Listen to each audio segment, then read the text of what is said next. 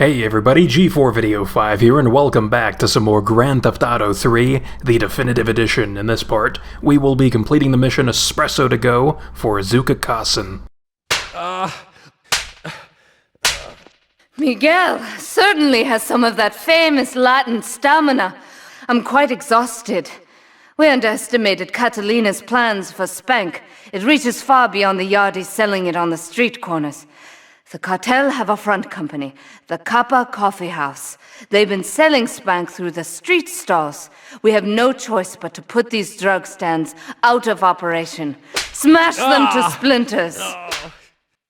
Ooh, well I myself am a fan of coffee. As, if we were able to buy coffee in this game, I'd have to watch myself a little bit, because who knows, there might have been a Colombian cartel gang member sprinkling Spank inside of the cup. As I'd imagine that's how they end up distributing Spank through these things, but I guess who really knows there? In a way, it's like the caffeine would be good enough to provide that Spank effect. As, caffeine gets a lot of people all jittery, infiltrating the fluids. But anyway, for this mission, it's a pretty cool mission what we have going on here, as we have to go through each island in the game. We have to go across Liberty City to find each of the stalls that the Colombian cartel have set up.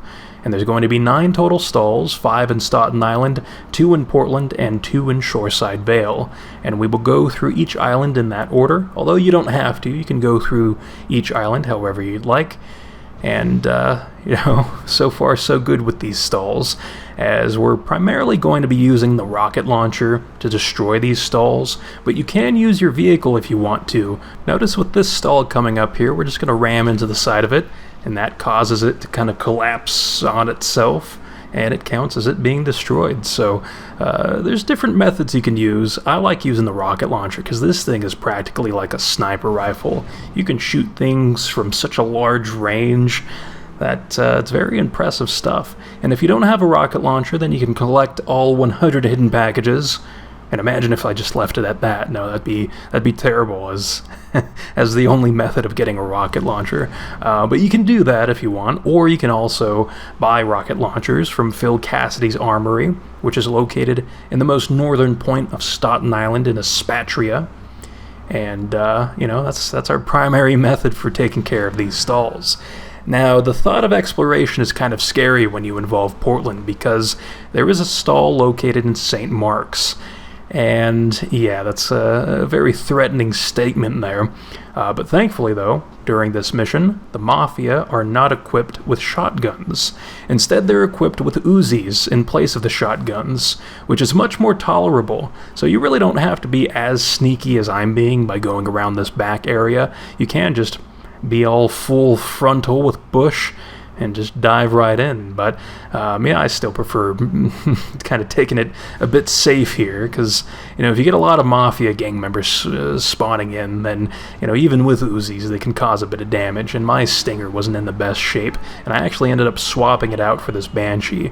As I'm not showing the journey across the bridges, I really don't feel a need to do that, especially in this game where there's GPS and whatnot. So that's the beautiful thing. These more modern renditions of these games kind of have those quality of life features like GPS built in. So yeah, there's less of a need to show off the little middle sections where there's not a whole lot going on, especially with that damn lift bridge always being up. But anyway, though, we're in the home stretch here in Shoreside Vale, as the final stall that we're going after is actually located in front of the hospital here for some reason. And that's always been strange to me. It's like the police station is right down the street, so I sense a bit of corruption here going on in Shoreside Vale, but who really knows? Anyway, the last thing I wanted to point out here is that these Colombian cartel gang members occupying these stalls will have Uzis, and even some of them have shotguns themselves.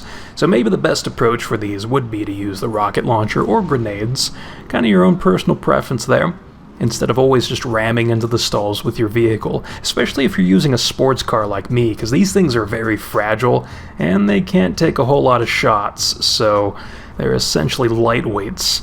But anyway, that just about wraps up this part. In the next part, we will be tackling the final Azuka Carson mission, which is called SAM.